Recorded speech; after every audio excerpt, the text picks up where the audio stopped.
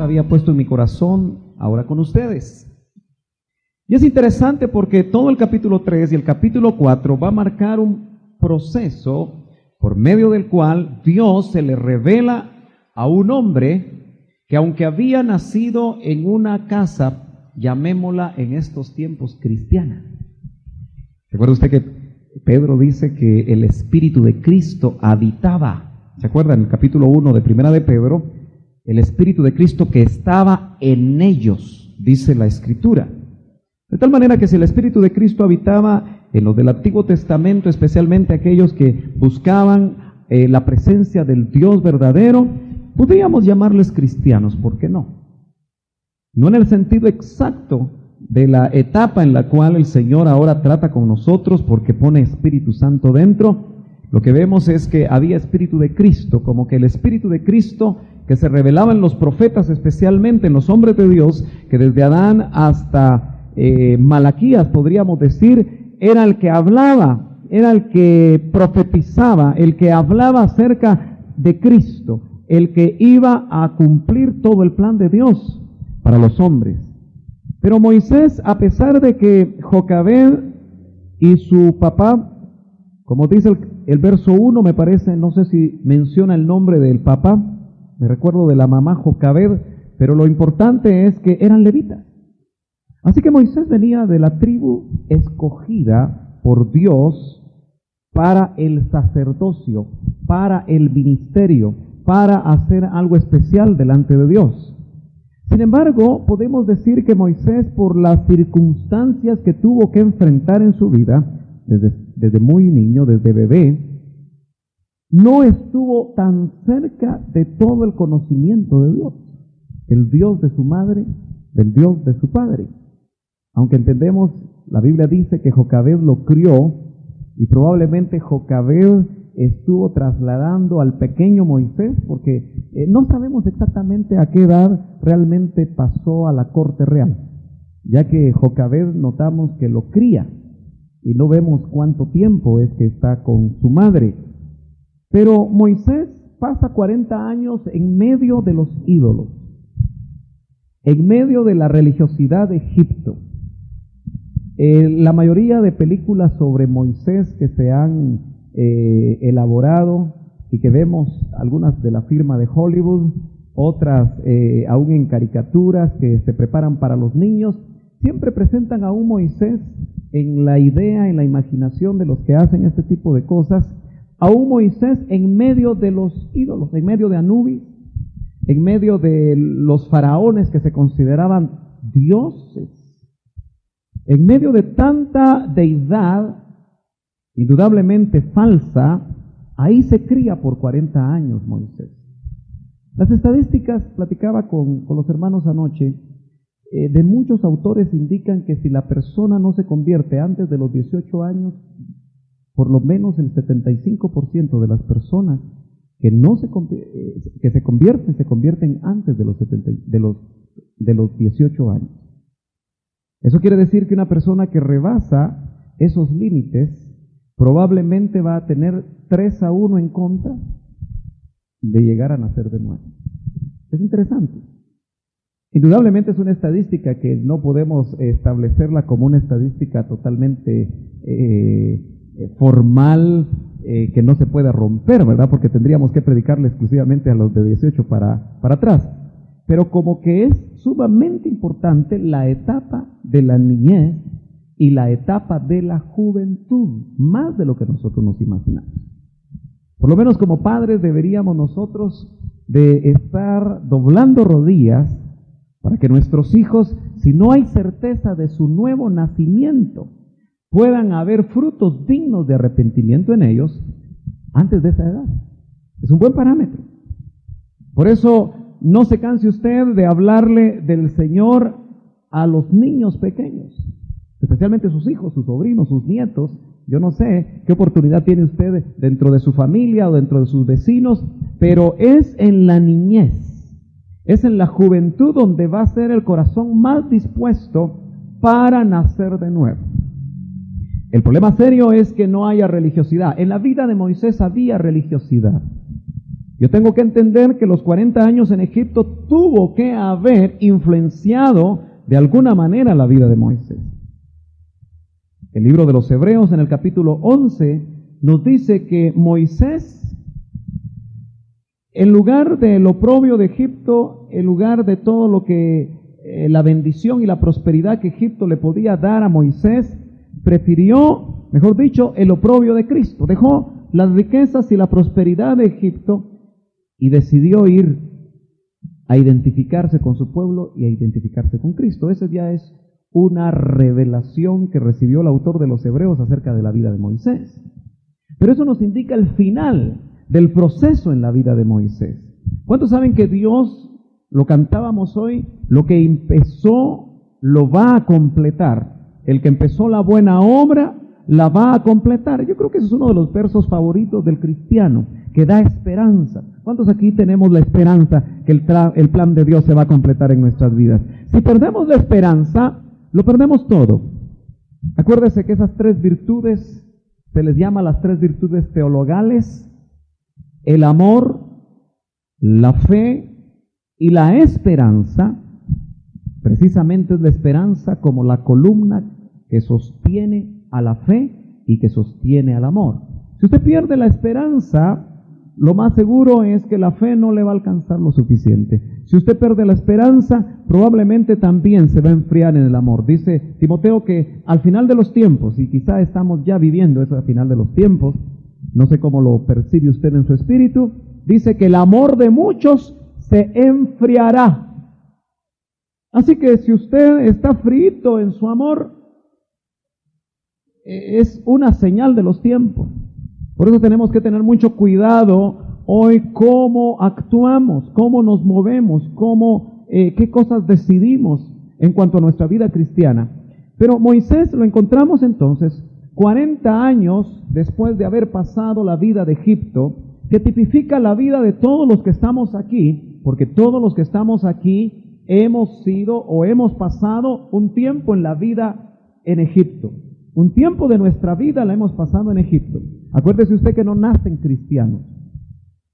Los cristianos no nacen. Los cristianos realmente pasa un tiempo en el cual Cristo se revela a la vida de cada uno de nosotros, aunque hayamos pasado por años y meses en la iglesia, quizá desde niños. Tiene que llegar un momento en el que se te revela quién es Dios. Se te revela quién es Jesucristo. Se te revela quién es el Espíritu Santo. Las verdades espirituales toman forma. Conceptos religiosos que de niños nos fueron inculcados, sean católicos, sean evangélicos, sean los que sean, probablemente toman realidad cuando Cristo verdaderamente se revela en nuestra vida. Moisés sabía que era hebreo. Probablemente su madre se lo hizo ver. En las películas parece que él entiende que es hebreo. Una de las famosas, con Charles Heston, quizá una de las más grandes que se hizo acerca de Moisés. Él reconoce en la película, eso no es la Biblia, solo le estoy recordando la película. Si usted no la vio, pues si la quiere ver, véala, no sé si todavía existe. Pero en esta película de los 10 mandamientos vemos que el actor que hace el papel de Moisés reconoce que es hebreo ya grande cuando llega a la casa de la que la crió y encuentra una colchita hebrea. Entonces él sabe que es hebreo. Bueno, eso es lo que se le ocurrió al autor, no sé, o al director de esa película, ¿no es cierto? Pero indudablemente nosotros vemos que ahora él está huyendo, porque quiere con su fuerza, quiere inmaduramente con su poderío físico y aún su poderío social, porque era considerado hijo de la hija de Faraón, probablemente aspirante al trono del imperio más grande de su tiempo. Así que tenía poder. ¿Se da cuenta usted que la gente dentro de la sociedad de cualquier país, cuando sabe que tiene estatus, cuando sabe que tiene dinero, cuando sabe que tiene posición, especialmente hoy los adolescentes de familias poderosas en Guatemala, ya sea de políticos o de empresarios, siempre andan con sus guardaespaldas? De tal manera que ellos andan seguramente actuando de una manera prepotente en medio de los demás, ¿no es cierto? En este país incluso una de estas personas, uno de estos jóvenes, le puede quitar la vida a otro jovencito con la total impunidad del caso. Eso se vive en nuestra sociedad. Así que Moisés se creía probablemente un hombre que podía matar impunemente. Ese era el Moisés de los 40 años en Egipto. Y todos nosotros pasamos por Egipto. Yo no sé cuántos años usted pasó en Egipto, pero el tiempo que usted pasó sin Cristo y sin esperanza es el tiempo que usted pasó en Egipto, bajo el sistema del mundo. Ahora, Egipto no es totalmente ajeno a nuestra vida de cristianos hoy, porque podríamos decir, como lo dijo el Señor Jesús en San Juan 17, que no son de Egipto, pero estamos en Egipto. ¿No es cierto? No somos del mundo, pero estamos en el mundo. De tal manera que Egipto sigue y podrá seguir ejerciendo sus influencias en cada uno de nosotros. Pero vemos que él ahora lo encontramos pastoreando un rebaño ajeno. Ni siquiera eran sus ovejas, ni siquiera eran sus cabras, sino que eran las de su suegro. Pero es interesante que cuando llega el momento de la revelación de Dios para la vida de nosotros, se cumple exactamente en el reloj de Dios. Muchos de nosotros podemos decir: Señor, perdí mi juventud al no servirte. Señor, llegué demasiado lejos, demasiado tarde en mi vida para que tú te revelaras. Y tenemos esos sentimientos encontrados. Quisiéramos de alguna manera haber llegado al Señor desde muy niños. Sin embargo, creo yo, basado en lo que veo aquí en la Escritura, que Moisés tenía que cumplir 40 años en Egipto.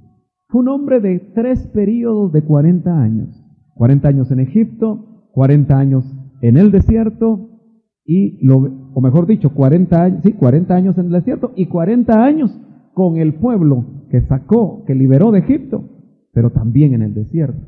Es llamativo que Moisés no pasó a Canaán. Bueno, eso es harina de otro costal. Pero vemos que dice que lleva a estas ovejas al extremo del desierto, llega a Horeb, la montaña de Dios. Déjeme pensar que el Señor estaba esperando precisamente los 40 años que pasó en Egipto y los 40 años que pasó en el desierto. Es decir, que el encuentro de Dios con Moisés estaba programado a los 80 años. ¿Cree usted que Dios programa las cosas? ¿Por qué no llegó a los 41? Incluso vemos que su suegro era un sacerdote de Madián. ¿Usted recuerda qué era el pueblo de Madián? Era un pueblo que estaba en el desierto, pero los madianitas, usted recordará que siempre fueron enemigos de Israel. Lo vemos en toda la historia del Antiguo Testamento. Pero si Jetro era sacerdote de Madián, ¿será que tenía el conocimiento del Dios que se le iba a revelar a Moisés? ¿O era un sacerdote pagano? Era un sacerdote pagano. Probablemente lo que nos confunde es que le llevó consejo a Moisés de cómo dirigir el pueblo, pero eso no significa que él conocía verdaderamente a Dios. De tal manera que Moisés pasa en Egipto en medio de las deidades falsas. Luego está bajo la sombra de su suegro en Madián, probablemente bajo otras deidades. Ahora, ¿usted en Egipto tuvo la influencia de deidades? Tal vez usted no fue de los que ponía a San Martín de cabeza. Tal vez usted no era de los que tenía las estampas de San Judas Tadeo, que no sé para qué es, pero en todo el santoral católico, yo no sé si algunos de ustedes le pusieron el nombre de un santo. Si se lo pusieron, es bueno que se lo ministre para romper cualquier cosa que pudiera haber ahí. Pero de alguna manera, el tiempo que usted pasó en el mundo, es muy probable que hubieron deidades que quisieron influenciar su vida. De hecho, muchos quizá tuvieron que pasar la experiencia ya de cortar esos cordones umbilicales. Moisés entonces a los 80 años, podríamos decir en estos tiempos un viejito, pero estaba fuerte, ¿no? Incluso a los 120 años Moisés estaba fuerte. Llega, pensemos por primera vez a la montaña de Dios. Esta versión dice la montaña de Dios, no sé cómo dice su versión, pero él tenía una cita con el Dios de sus padres que se iba a revelar a él. Yo espero que todos los que estemos aquí ya hayamos tenido esa cita. Y note que estoy enfatizando con el Dios de sus padres. Aquí por lo menos vemos dos generaciones. Vemos padres y vemos hijos. Pero la pregunta que yo me hago, incluyendo a mis hijas, ¿será que ya conocen al Dios de sus padres? Y eso que si sus padres ya conocen a Dios. Porque anoche yo les hacía la pregunta a un grupo de hermanos como ustedes, porque el Señor me puso a hablar del Dios desconocido, al que le habían levantado un altar los griegos. Y que Pablo utiliza esa estrategia para hablarles del Dios que se le había revelado en el camino a Damasco. Pero el sentir, yo te lo resumo en un minuto, que yo tenía para estos hermanos es: diles si saben lo que adoran, si conocen lo que adoran. Porque Pablo les dijo así a los griegos: pues a ese Dios que ustedes adoran, porque tenía altar, y más de algunos de los griegos adoraban al Dios desconocido, ese Dios que ustedes adoran sin conocerle, es el Dios al cual yo vengo a predicarle. ¿Cuántos miles? 25,000 iglesias hay en Guatemala, se lo he dicho varias veces, ¿no es cierto? En la punta de los cerros, como en los valles o en las playas, hay iglesias que este domingo se están reuniendo. ¿Cuántos están adorando al Dios desconocido? ¿Será que tú también estás levantando las manos frente al altar del Dios desconocido todavía? Bueno, Moisés tenía que encontrarse con Dios. Y todos nosotros tenemos que tener testimonio de que nos hemos encontrado con Dios. Por cierto, yo creo que Moisés probablemente su mamá adoptiva, porque las mamás, ¿no es cierto que lo tratan a uno de llevar a su religión? Probablemente tú te amarraste en la religión de tus padres por tus padres. ¿Cuál es la mayor excusa u objeción que ponen aquellos a los cuales nosotros les llevamos el evangelio? Yo no voy a dejar la religión de mis padres. Me van a desheredar si dejo la religión de mis padres. Eso es lo que dicen constantemente, ¿no es cierto? Eso es una objeción trillada. Aunque no sea cierto, es una buena manera de escaparse de aquellos que le están predicando el evangelio.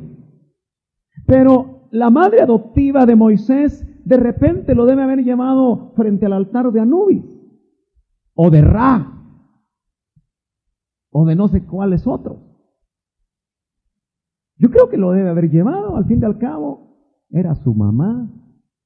Yo me imagino que en la corte de Egipto se participaba de las ceremonias a los dioses. Y Moisés estuvo ahí, como usted pudo haber participado de los altares a los dioses desconocidos. Yo todavía tengo que ser más atrevido, porque yo cuando chequeo mi propia vida, recuerdo que mi abuelita en Antigua me llevaba a las iglesias que tan abundantemente hay en Antigua. No se me olvida que una de las últimas casas que ellos tuvieron, ahí por detrás del río Pensativo, muy cerca de la aldea Santa Ana, donde está el camino que lo lleva uno al Calvario. Ahí está la escuela de Cristo, mire todo lo que sé yo, ¿verdad? Porque ahí pasaba mis vacaciones. Y usted nota que la escuela de Cristo tiene los famosos pasos, ¿verdad? En números romanos, el 1, el 2, el 3, el 4, el 5, en números romanos. Cada paso de esos, se supone que en Semana Santa una procesión pasa y son los pasos.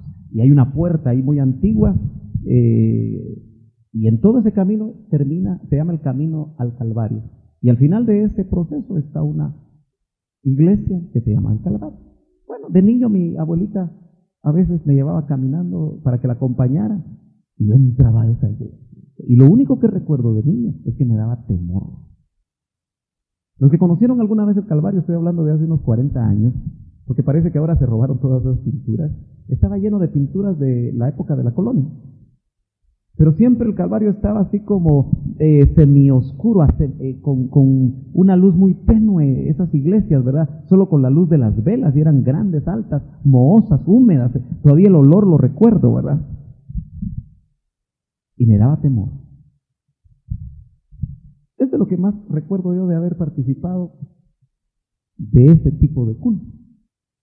Yo no sé cómo fue usted. Si usted era de las que llevaba veladoras. Yo no sé qué hacía, pero al fin y al cabo eso es pasado, eso es Egipto, con sus religiones. Pero no será que los hijos de muchos cristianos también hicieron de su religión quizá algo mucho más nuevo, sin imágenes, pero que se hizo otra clase de ídolos. Porque la religión evangélica puede ser un ídolo.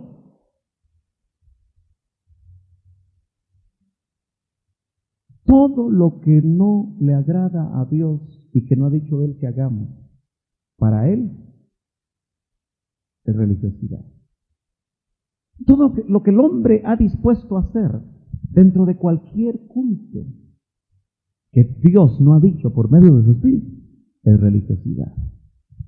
Por eso qué importante es, cuando nosotros le hacemos culto a Dios, que estemos sintonizados con su Espíritu.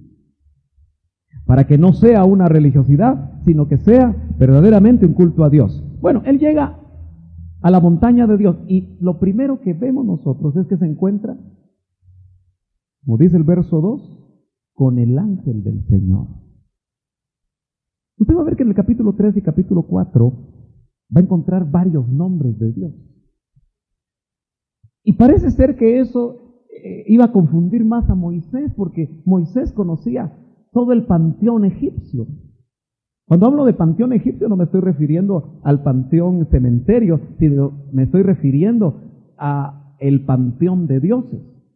El panteón griego tiene un montón de dioses. El panteón egipcio tenía otro montón de dioses. El panteón romano tenía otro montón de dioses. O sea que él estaba acostumbrado a un montón de dioses y ahora se le empieza a revelar el Dios único y verdadero, pero se le revela con un montón de nombres. Usted y yo no podemos encontrar mucho la diferencia porque no leemos en el hebreo los nombres que aquí traducen Señor, los nombres que aquí traducen Jehová, los nombres que aquí traducen El Shaddai, los nombres que aquí traducen Elohim. El Señor había puesto en mi corazón ahora con ustedes. Y es interesante porque todo el capítulo 3 y el capítulo 4 va a marcar un proceso por medio del cual Dios se le revela a un hombre que, aunque había nacido en una casa, llamémosla en estos tiempos cristiana. ¿Recuerda usted que Pedro dice que el Espíritu de Cristo habitaba? ¿Se acuerdan? En el capítulo 1 de Primera de Pedro, el Espíritu de Cristo que estaba en ellos, dice la Escritura. De tal manera que si el Espíritu de Cristo habitaba en los del Antiguo Testamento, especialmente aquellos que buscaban la presencia del Dios verdadero, podríamos llamarles cristianos, ¿por qué no?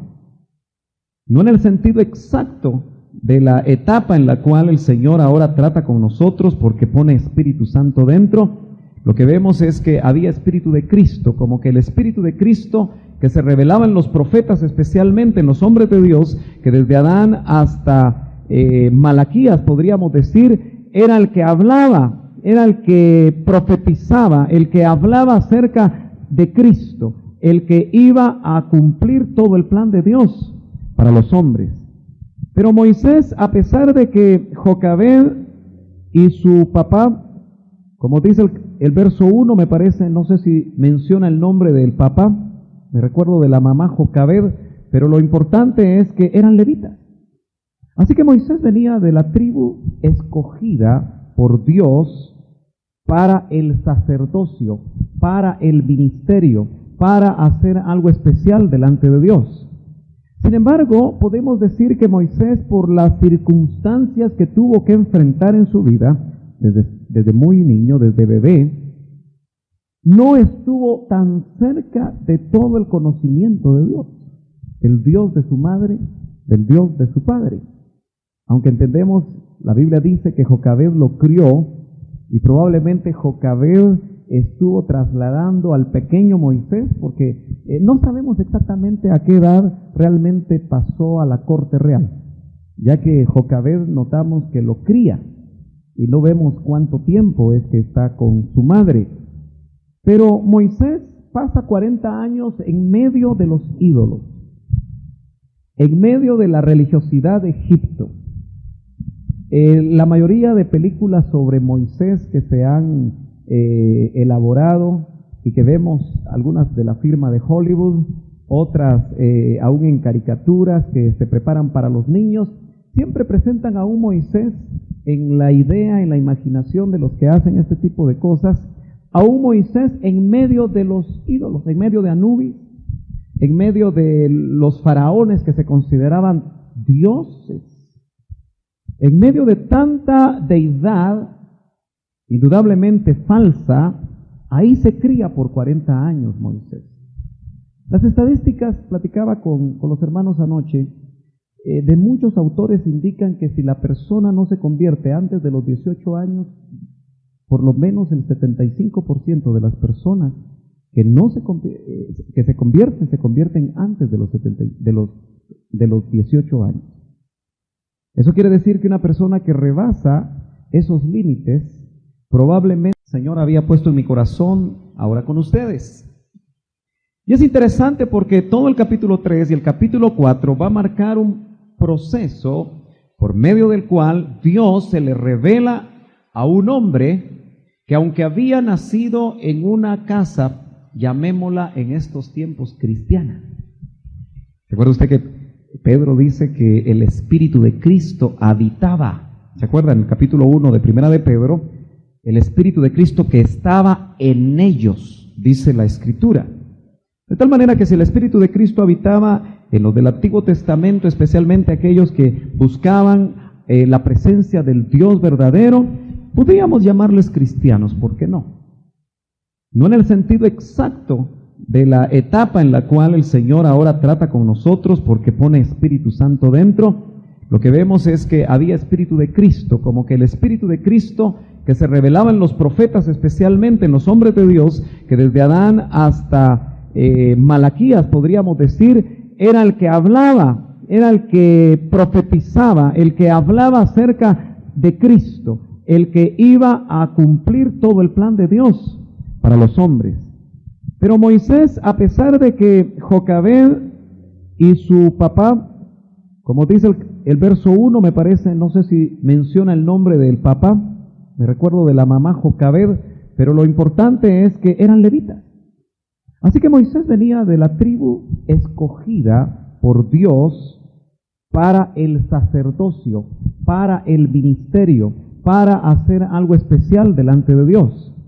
Sin embargo, podemos decir que Moisés, por las circunstancias que tuvo que enfrentar en su vida, desde muy niño, desde bebé, no estuvo tan cerca de todo el conocimiento de Dios, del Dios de su madre, del Dios de su padre.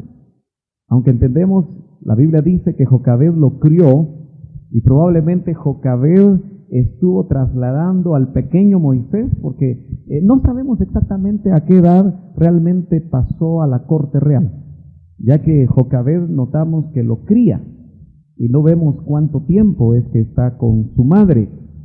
Pero Moisés pasa 40 años en medio de los ídolos, en medio de la religiosidad de Egipto.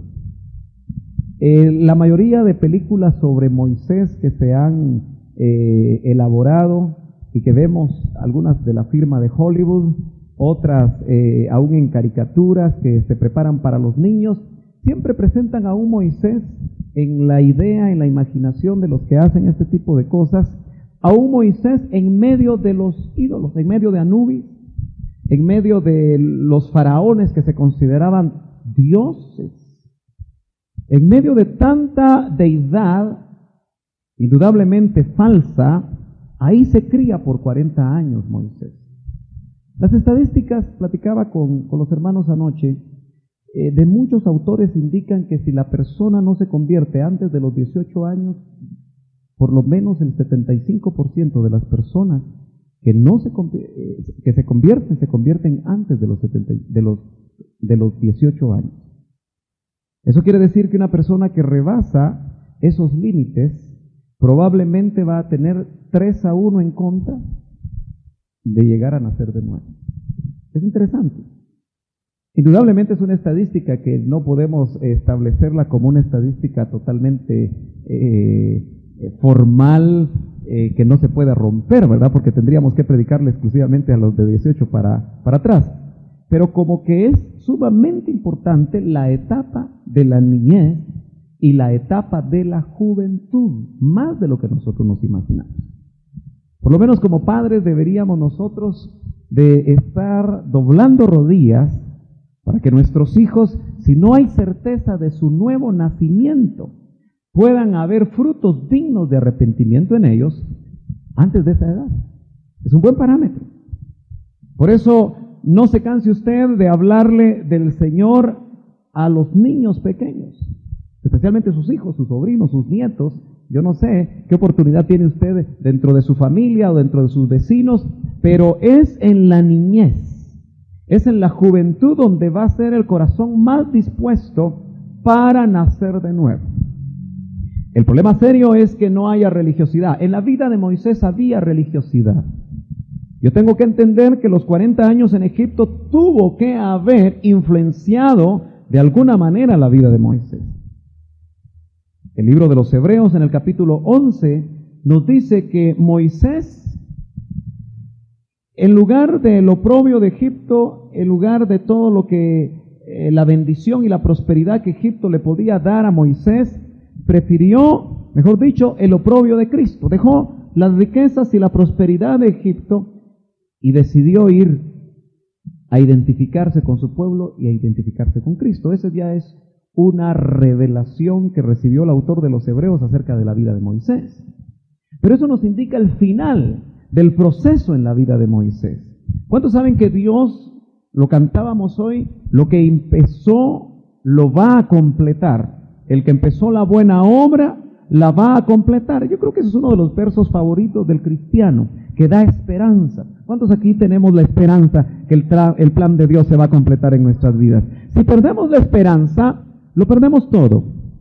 Acuérdese que esas 3 virtudes se les llama las 3 virtudes teologales: el amor, la fe y la esperanza.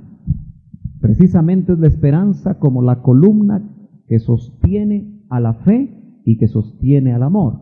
Si usted pierde la esperanza, lo más seguro es que la fe no le va a alcanzar lo suficiente. Si usted pierde la esperanza, probablemente también se va a enfriar en el amor. Dice Timoteo que al final de los tiempos, y quizá estamos ya viviendo eso al final de los tiempos, no sé cómo lo percibe usted en su espíritu, dice que el amor de muchos se enfriará. Así que si usted está frito en su amor, es una señal de los tiempos. Por eso tenemos que tener mucho cuidado hoy cómo actuamos, cómo nos movemos, qué cosas decidimos en cuanto a nuestra vida cristiana. Pero Moisés lo encontramos entonces 40 años después de haber pasado la vida de Egipto, que tipifica la vida de todos los que estamos aquí, porque todos los que estamos aquí hemos sido o hemos pasado un tiempo en la vida en Egipto. Un tiempo de nuestra vida la hemos pasado en Egipto. Acuérdese usted que no nacen cristianos. Los cristianos no nacen. Los cristianos realmente pasa un tiempo en el cual Cristo se revela a la vida de cada uno de nosotros, aunque hayamos pasado por años y meses en la iglesia, quizá desde niños. Tiene que llegar un momento en el que se te revela quién es Dios. Se te revela quién es Jesucristo. Se te revela quién es el Espíritu Santo. Las verdades espirituales toman forma. Conceptos religiosos que de niños nos fueron inculcados, sean católicos, sean evangélicos, sean los que sean, probablemente toman realidad cuando Cristo verdaderamente se revela en nuestra vida. Moisés sabía que era hebreo. Probablemente su madre se lo hizo ver. En las películas parece que él entiende que es hebreo, una de las famosas, con Charles Heston, quizá una de las más grandes que se hizo acerca de Moisés. Él reconoce en la película, eso no es la Biblia, solo le estoy recordando la película. Si usted no la vio, o si la quiere ver, véala, no sé si todavía existe. Pero en esta película de los 10 mandamientos vemos que el actor que hace el papel de Moisés reconoce que es hebreo ya grande cuando llega a la casa de la que la crió y encuentra una colchita hebrea. Entonces él sabe que es hebreo. Bueno, eso es lo que se le ocurrió al autor, no sé, o al director de esa película, ¿no es cierto? Pero indudablemente nosotros vemos que ahora él está huyendo, porque quiere con su fuerza, quiere inmaduramente con su poderío físico y aún su poderío social, porque era considerado hijo de la hija de Faraón, probablemente aspirante al trono del imperio más grande de su tiempo. Así que tenía poder. ¿Se da cuenta usted que la gente dentro de la sociedad de cualquier país, cuando sabe que tiene estatus, cuando sabe que tiene dinero, cuando sabe que tiene posición, especialmente hoy los adolescentes de familias poderosas en Guatemala, ya sea de políticos o de empresarios, siempre andan con sus guardaespaldas? De tal manera que ellos andan seguramente actuando de una manera prepotente en medio de los demás, ¿no es cierto? En este país incluso una de estas personas, uno de estos jóvenes, le puede quitar la vida a otro jovencito con la total impunidad del caso. Eso se vive en nuestra sociedad. Así que Moisés se creía probablemente un hombre que podía matar impunemente. Era el Moisés de los 40 años en Egipto. Y todos nosotros pasamos por Egipto. Yo no sé cuántos años usted pasó en Egipto, pero el tiempo que usted pasó sin Cristo y sin esperanza es el tiempo que usted pasó en Egipto, bajo el sistema del mundo. Ahora, Egipto no es totalmente ajeno a nuestra vida de cristianos hoy, porque podríamos decir, como lo dijo el Señor Jesús en San Juan 17, que no son de Egipto, pero estamos en Egipto. ¿No es cierto? No somos del mundo, pero estamos en el mundo. De tal manera que Egipto sigue y podrá seguir ejerciendo sus influencias en cada uno de nosotros. Pero vemos que él ahora lo encontramos pastoreando un rebaño ajeno. Ni siquiera eran sus ovejas, ni siquiera eran sus cabras, sino que eran las de su suegro. Pero es interesante que cuando llega el momento de la revelación de Dios para la vida de nosotros, se cumple exactamente en el reloj de Dios. Muchos de nosotros podemos decir: Señor, perdí mi juventud al no servirte. Señor, llegué demasiado lejos, demasiado tarde en mi vida para que tú te revelaras. Y tenemos esos sentimientos encontrados. Quisiéramos de alguna manera haber llegado al Señor desde muy niños. Sin embargo, creo yo, basado en lo que veo aquí en la Escritura, que Moisés tenía que cumplir 40 años en Egipto. Fue un hombre de 3 períodos de 40 años. 40 años en Egipto, 40 años en el desierto, o mejor dicho, 40 años en el desierto y 40 años con el pueblo que liberó de Egipto, pero también en el desierto. Es llamativo que Moisés no pasó a Canaán. Bueno, eso es harina de otro costal. Pero vemos que dice que lleva a estas ovejas al extremo del desierto, llega a Horeb, la montaña de Dios. Déjeme pensar que el Señor estaba esperando precisamente los 40 años que pasó en Egipto y los 40 años que pasó en el desierto. Es decir, que el encuentro de Dios con Moisés estaba programado a los 80 años. ¿Cree usted que Dios programa las cosas? ¿Por qué no llegó a los 41? Incluso vemos que su suegro era un sacerdote de Madián. ¿Usted recuerda qué era el pueblo de Madián? Era un pueblo que estaba en el desierto, pero los madianitas, usted recordará que siempre fueron enemigos de Israel. Lo vemos en toda la historia del Antiguo Testamento. Pero si Jetro era sacerdote de Madián, ¿será que tenía el conocimiento del Dios que se le iba a revelar a Moisés? ¿O era un sacerdote pagano? Era un sacerdote pagano. Probablemente, y lo que nos confunde es que le llevó consejo a Moisés de cómo dirigir el pueblo. Pero eso no significa que él conocía verdaderamente a Dios. De tal manera que Moisés pasa en Egipto en medio de las deidades falsas. Luego está bajo la sombra de su suegro en Madián, probablemente bajo otras deidades. Ahora, ¿usted en Egipto tuvo la influencia de deidades? Tal vez usted no fue de los que ponía a San Martín de cabeza. Tal vez usted no era de los que tenía las estampas de San Judas Tadeo, que no sé para qué es, pero en todo el santoral católico, yo no sé si algunos de ustedes le pusieron el nombre de un santo. Si se lo pusieron, es bueno que se lo ministre para romper cualquier cosa que pudiera haber ahí. Pero de alguna manera, el tiempo que usted pasó en el mundo, es muy probable que hubieron deidades que quisieron influenciar su vida. De hecho, muchos quizá tuvieron que pasar la experiencia ya de cortar esos cordones umbilicales. Moisés entonces a los 80 años, podríamos decir en estos tiempos un viejito, pero estaba fuerte, ¿no? Incluso a los 120 años Moisés estaba fuerte. Llega, pensemos por primera vez a la montaña de Dios.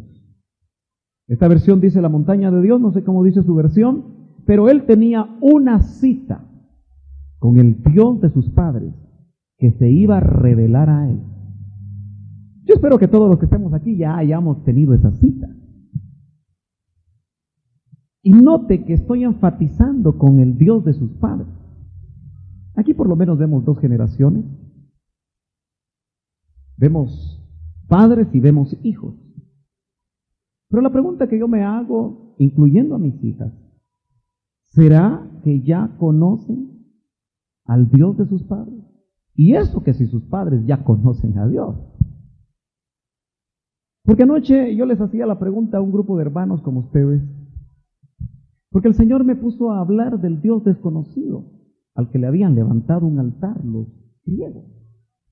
Y que Pablo utiliza esa estrategia para hablarles del Dios que se le había revelado en el camino a Damasco.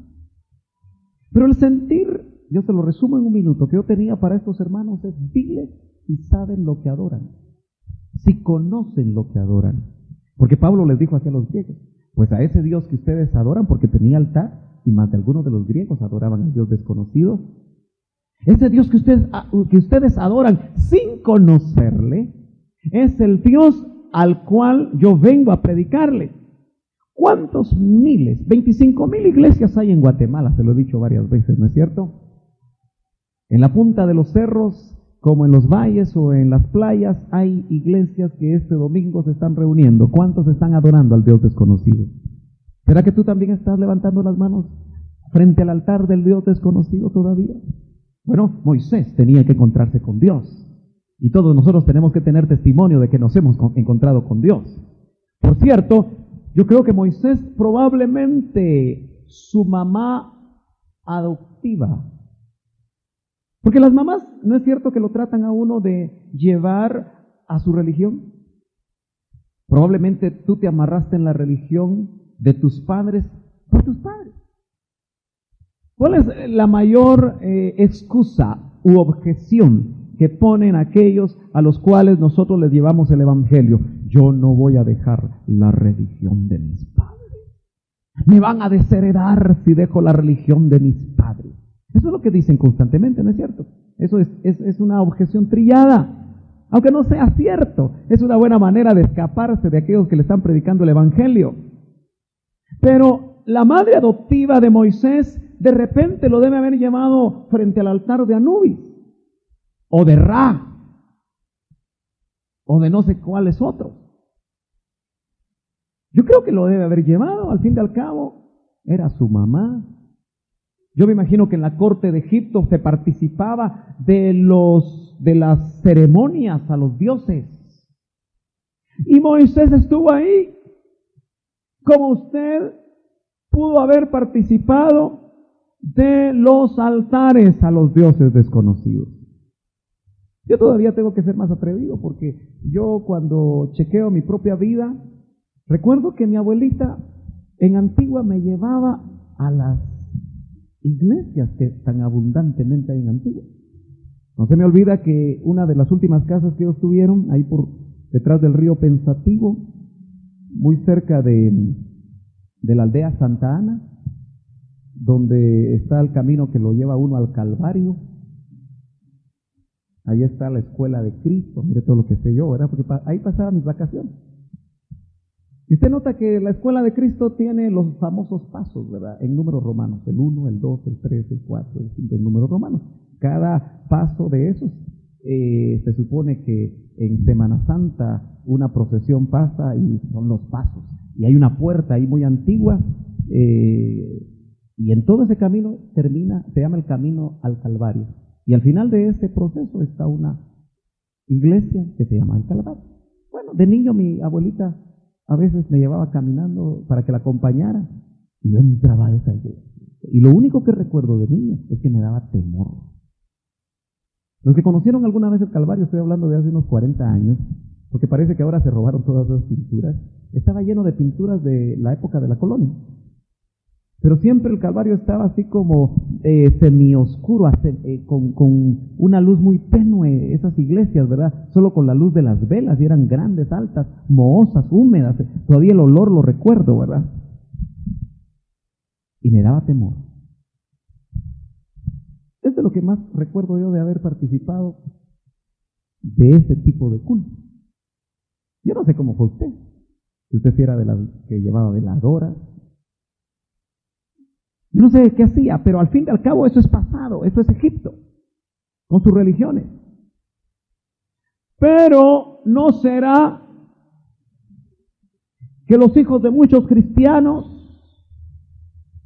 también hicieron de su religión quizá algo mucho más nuevo, sin imágenes, pero que se hizo otra clase de ídolos.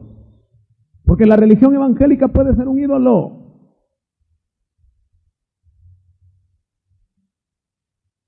Todo lo que no le agrada a Dios y que no ha dicho Él que hagamos, para Él es religiosidad. Todo lo que el hombre ha dispuesto a hacer dentro de cualquier culto que Dios no ha dicho por medio de su Espíritu es religiosidad.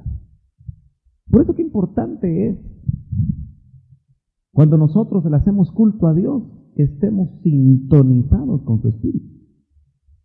Para que no sea una religiosidad, sino que sea verdaderamente un culto a Dios. Bueno, él llega a la montaña de Dios y lo primero que vemos nosotros es que se encuentra, como dice el verso 2, con el ángel del Señor. Usted va a ver que en el capítulo 3 y capítulo 4 va a encontrar varios nombres de Dios. Y parece ser que eso iba a confundir más a Moisés, porque Moisés conocía todo el panteón egipcio. Cuando hablo de panteón egipcio no me estoy refiriendo al panteón cementerio, sino me estoy refiriendo a el panteón de dioses. El panteón griego tiene un montón de dioses, el panteón egipcio tenía otro montón de dioses, el panteón romano tenía otro montón de dioses. O sea que él estaba acostumbrado a un montón de dioses y ahora se le empieza a revelar el Dios único y verdadero, pero se le revela con un montón de nombres. Usted y yo no podemos encontrar mucho la diferencia porque no leemos en el hebreo los nombres que aquí traducen Señor, los nombres que aquí traducen Jehová, los nombres que aquí traducen El Shaddai, los nombres que aquí traducen Elohim. Por lo menos esos 4 nombres aparecen ahí en el capítulo 3 y el capítulo 4, y nosotros generalmente pasamos de noche. Moisés podría haber dicho, bueno, Jehová es un Dios, El Shaddai es otro, Elohim es otro. Pero tuvo que llegar a la conciencia de saber que Jehová, oye Israel, Jehová uno es. Pero aquí fíjese que no se le presenta el ángel de Jehová. Sus versiones dicen el ángel de Jehová, ¿no es cierto? Mi versión dice el ángel del Señor. La Nueva Versión Internacional hace una apologética dentro de todo el estudio de sus traducciones, precisamente para traducir en lugar de Jehová, si me buscan unos marcadores, por favor. En lugar de Jehová, traduce Señor. Cada vez que aparece el tetragramatrón famoso, una Y, una H, una W y una H, que es el nombre, ahí sí que el innombrable de Israel, los traductores de la Nueva Versión Internacional lo que hacen es traducir Señor. Así que por eso en sus Biblias probablemente dice el ángel de Jehová. Jehová, incluso para los traductores de la Nueva Versión Internacional, es un nombre falso, según ellos. Porque es un nombre que a la larga fue inventado, dicen ellos, agregándole vocales al tetragramatrón. Bueno, esa es una gran polémica que han tenido, y no sé por qué yo me pongo a pensar que la Nueva Versión Internacional debe tener cierta influencia mesiánica. Esa es la impresión que tengo. Sin embargo, a mí no me interesa que usted se vaya a quedar con la mentalidad de que Jehová es un nombre ficticio, porque a la larga yo creo que lo importante es que nosotros logremos entender quién es Él. Sin embargo, vemos aquí que el que se le presenta a Moisés es el ángel del Señor, el ángel de Jehová. Y mucho se ha dicho acerca de lo que es el ángel del Señor, pero dejémoslo por ahí. Tal vez solo se lo voy a ir apuntando acá para que usted vaya viendo la manera como la revelación, lo voy a poner con mayúsculas, porque no es cualquier ángel, sino que es el ángel de Jehová,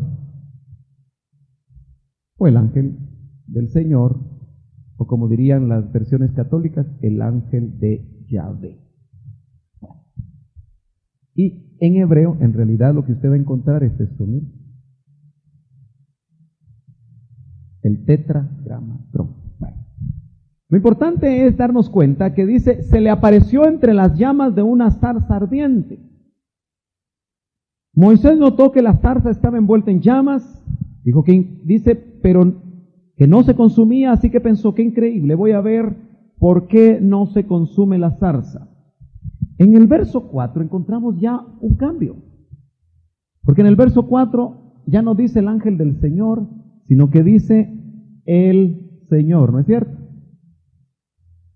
Bueno, yo me pregunto, porque vale la pena preguntarse, ¿el ángel del Señor era una entidad y el Señor era otra? ¿Qué piensa usted? ¿Era el mismo? Bueno, ¿sí, hermano? Ajá. La presencia del mismo, ¿ok? Muy bien. Hay muchas explicaciones acerca del ángel de Jehová. Yo creo que vale la pena que nosotros tratemos, cuando leemos la Biblia, de hacernos preguntas. Porque dice el ángel del Señor, pero por el contexto, cuando dice, cuando el Señor vio que Moisés se acercaba, y eran dos entidades distintas, estaba el ángel del Señor y estaba el Señor. O de repente después se fue el Señor, y ahora estaba Jehová o el Señor. Sin embargo, no me quiero meter a todos esos detalles ahorita, sino que quiero seguir avanzando porque me interesa ver cómo Dios se le revela progresivamente a Moisés. ¿No será que también a nosotros necesita revelársenos progresivamente? Es una pregunta que vamos a hacer. ¿Será que usted ya tiene toda la revelación de quién es Dios? ¿Será que nuestra vida está como está por la poca revelación que tenemos de Dios? ¿Será que Él lo que espera es que nosotros, en la intimidad que tengamos con Él, en la medida que permitamos que el Espíritu Santo nos revele a Cristo, y nos revele al Padre, y nos revele al Espíritu Santo, y nos revele al Altísimo, vamos nosotros a ir mejorando y desarrollándonos más en la vida cristiana? Veámoslo. Dice, cuando el Señor vio que Moisés se acercaba a mirarlo, llamó desde la zarza y le dijo, Moisés, Moisés. Note que el ángel del Señor no le habló, ¿verdad? ¿Nota usted que no le habla? Porque dice el ángel del Señor se le apareció entre las llamas de una zarza ardiente. Como que el ángel del Señor era una manifestación en la zarza. Pero el que le habla es el Señor. Y le dice, vio que Moisés se acercaba a mirar y le dijo, Moisés, Moisés, aquí me tienes. Respondió, no te acerques más. Le dijo Elohim. Entonces, yo entiendo por qué hace unos 15 años, 12 años, ahí en la plazuela España, nos contó el doctor, no haber oído él, quizá pasando por ahí. Había un hombre con un libro que decía, mire la farsa de los cristianos, la Biblia es falsa, porque ellos solo predican de un solo Dios, pero hay un montón de dioses. Y escribió su libro. Me parece, no sé si se llamaba Los Nombres de Dios. Pero él, quizá tratando de estudiar el Antiguo Testamento, se confundió. Porque si usted por primera vez se acerca a esto y lo mira desapasionadamente, sin el cassette que usted tiene y que usted ha adquirido a través del tiempo que es cristiano, lo más probable es que diga, bueno, ¿y entonces quién está hablando aquí?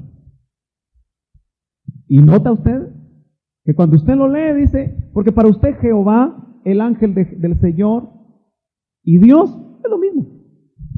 Para la mayoría de cristianos es lo mismo. Sin embargo, sabemos que no es lo mismo. Porque si no, en el Salmo famoso 91, no encontraríamos nosotros lo que hemos conocido como la cuadridimensión de Dios. ¿No es cierto? Ahí encontramos nosotros al Elión, ahí encontramos nosotros al tetragramatrón, no lo estoy escribiendo mal, ahí encontramos nosotros al Shaddai, me pasé una, que es al revés, ¿verdad? Ya estoy disléxico, ¿no, verdad? Es YHWH. ¿Y encontramos a quién más? ¿Quién nos falta ahí? El Lion. Encontramos a Jehová. Encontramos al Shaddai. ¿Quién nos falta? Elohim. Elohim. Bueno, esa es la cuadridimensión de Dios en el Salmo 91. Eso lo sabe usted. Y si no lo sabía, pues apúntelo y pregunte, ¿verdad? Si quiere ampliar un poco más de eso. Pero entonces dice, pero esta no se consumía. No sé para que se despierte usted, ¿verdad? No se consumía. Pero ahí podemos ver que en medio de ella estaba el ángel del Señor, el ángel de Jehová. Después habla Jehová. Si no es exactamente lo mismo, no lo estamos definiendo. Y también participa Elohim. Note usted que entonces podemos darnos cuenta que no son varios dioses, sino que todos nosotros creemos que hay un solo Dios. ¿No es cierto? Oye Israel, todavía se lo podemos decir a la iglesia. Oye iglesia, nuestro Dios es solamente uno, pero manifestado de diferentes maneras. Especialmente manifestado en lo que se conoció como, el doctor prefirió conocerlo como la triunidad. Trinidad quizá es un término demasiado religioso, ¿no es cierto? Pero si lo conocemos como triunidad, es mejor. Ahora, note usted que lo que le dice Elohim es, quítate las sandalias porque estás pisando tierra santa. Hay una versión que dice, estás pisando tierra más santa. Bueno, aquí hay mucha enseñanza, pero no me quiero ir por ahí porque no es lo que me interesa.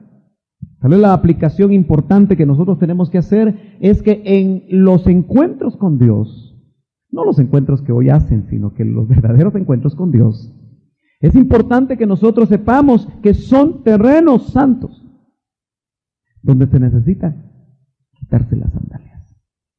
¿Qué tipificará las sandalias? Usted sabe que el caminar, los pies nos sirven para caminar, ¿no es cierto? Y el caminar en la Biblia siempre tipificó la conducta del hombre. Así que cada vez que en la Biblia se menciona pies o se menciona sandalias, se está hablando de la conducta, se está hablando del caminar, se está hablando del modo de vivir.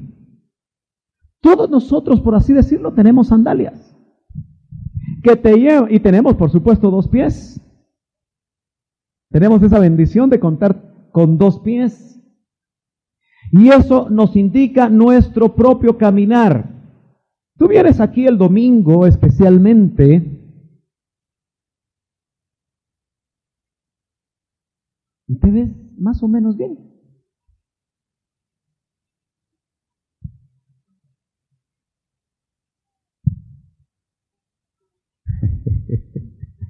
Pero ¿cómo estás caminando? ¿A dónde te están llevando tus pies? En otras palabras, ¿qué decisiones estás tomando?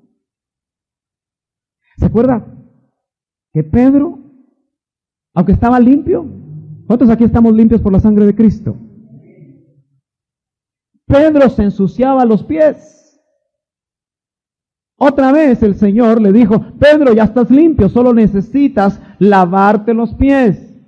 En otras palabras, el caminar de Moisés, su conducta, su manera de actuar, su manera, quizá las influencias que tenía, no le permitían estar preparado para la presencia de Dios.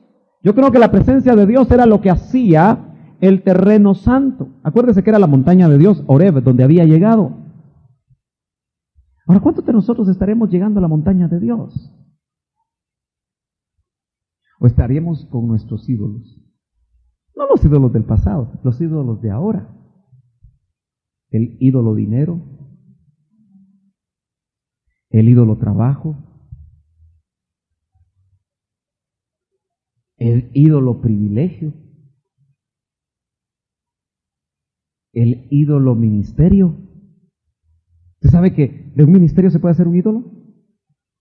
Especialmente muchas ovejas hacen de su ministro un ídolo.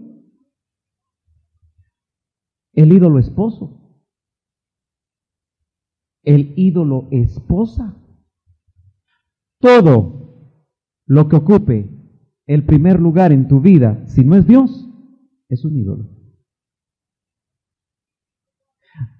Todos nosotros aquí decimos rápidamente, Dios ocupa el primer lugar en la vida, en mi vida, y no es cierto. Porque si Dios ocupa el primer lugar en nuestra vida, se va a notar en las decisiones que tomamos. ¿No es cierto? Siempre está